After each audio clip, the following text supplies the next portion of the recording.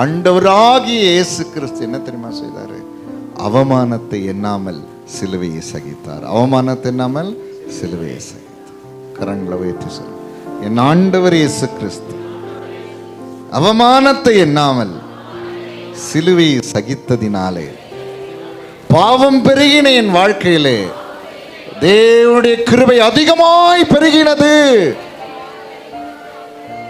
ஹல்லேலூயா. ஒருவேளை அவர் அவமானப்படுத்தப்பட்டு சிலுவையை சகிக்கலன்னு சொன்னா, பாவம் பெருகின என் வாழ்க்கையில, நம்முடைய வாழ்க்கையில தேவ கிருபை பெருகியிருக்காது. Praise the lord. ஹல்லேலூயா.